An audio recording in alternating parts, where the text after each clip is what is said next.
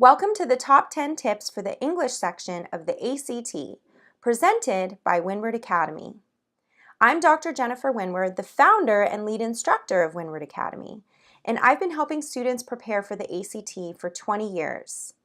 Today, I'm thrilled to share with you my top tips to help you dominate the ACT English section. Now, first things first, I want to make sure that you know that the ACT English section has 75 questions and you have 45 minutes to answer those questions. Now, those 75 questions are divided into 5 passages that each have 15 questions. So if you take those 45 minutes, divide by 5, right, because you have 5 passages, you have on average 9 minutes per passage. Now, please don't let this timing intimidate you. It's important for you to know that the English section is actually the section on the ACT in which students struggle the least with time.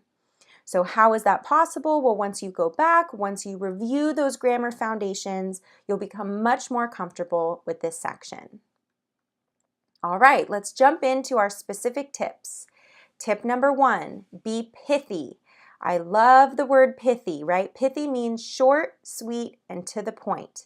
So you always want to choose the answer choice that's specific, and you want to use as few words as possible to communicate the intended message. Just the one thing I want to make sure that you know is yes, even though you're trying to be as short as possible, you also always want to make sure that you're giving enough detail so that the reader will understand the context of what's happening. Number 2, read carefully. The ACT loves sneaky questions that have the word except or not or least in them.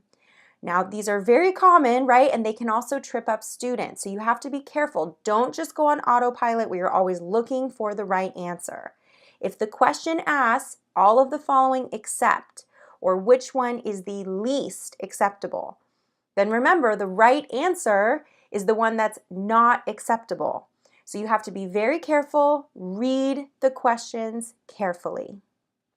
Number 3, don't stop reading in the middle of a sentence. So a lot of times when you're revising sentences on the ACT English, they'll ask you to change a verb or a pronoun or some sort of punctuation mark and it's in the middle of a sentence.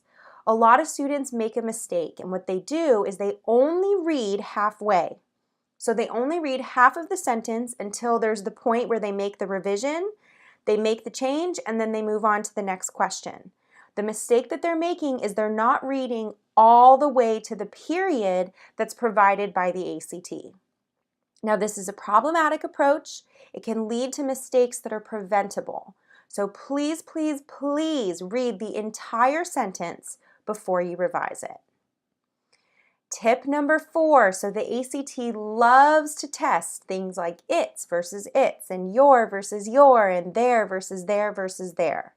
So what does that mean for you? It means you need to be an expert in homophones. You need to go back to your grammar lessons in grade school, remembering words like its and its that are pronounced the same way, right? That's what a homophone is. It sounds the same, but it has a different meaning and a different spelling. You need to go back, make sure you review all of those homophones. Number 5, follow instructions. Now, this probably sounds like a very weird tip, but it's actually incredibly important. You will see questions on the ACT English that ask you something like, which of the following is a colorful example? Or which of the following is the most specific? Or which one allows you to visualize the scene? If you get those questions, the answer to the first one is the one that's colorful. The answer to the second question is the one that's specific. The answer to the third question is the one that allows you to visualize. What am I trying to say here? I'm trying to tell you to do exactly what a question says. If a question says, which of the following is colorful, then the correct answer choice is going to be the one that references orange or blue or somehow gives you specific information about color. Tip number 6, be specific and formal. I want you to kind of pretend like you're having tea in Britain, right? How do we talk in a way that avoids slang, avoids casual language, right? Very proper, very sophisticated way of speaking. It's imperative that when you're choosing answer choices that you are specific and that you are formal.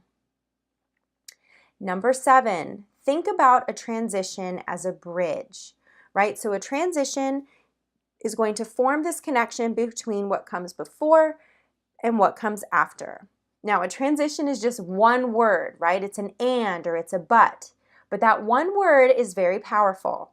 I always tell my students, right, if someone walked up to you and said, I really like you and, versus if someone came up to you and said, I really like you, but, just that one word, right, and or but, completely changes the sentence and completely changes the meaning and completely changes what's coming next. So what does that mean for you on your ACT? It means that when you're choosing a transition word, think carefully. Read what comes before, read what comes after, and make sure that you form that bridge properly. Number 8, our friend the comma splice. This is number 1. Never, ever, ever put a comma between two complete sentences. This mistake is called a comma splice, and the ACT loves to test comma splices. So why is this important? Well, if you put two sentences together, like I see two complete sentences, comma, they are separated by a comma. Well, guess what? That's two complete sentences. You are not allowed to have a comma by itself between two complete sentences. You can have comma and, comma but, comma so, comma while. You can have a period, you can have a semicolon, you can have a colon, but a comma by itself is never allowed between two complete sentences. Tip number 9, never repeat yourself. You must avoid redundancy on the ACT. If you see a sentence that says something like, I played soccer on artificial turf that was not real grass, that phrase is redundant. Artificial turf, by definition, is not real grass. That means you don't have to say both. You don't have to say it's artificial turf and that it's not real grass. That is considered redundant. Always, always, always correct any redundant information on the ACT. Tip number 10, be consistent.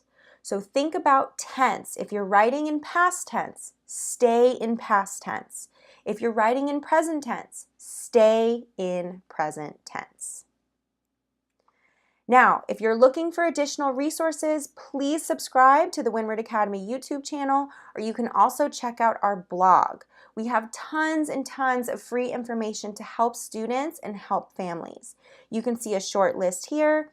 How do you get extended time? What are recommended study calendars? More information about how to get ready for test day, and even some great stuff to help you with your applications, like about resumes and interviews and personal statements. So thank you again for listening, and I really hope that these tips were helpful. Best of luck with your studying, and please always feel free to connect with us on social media.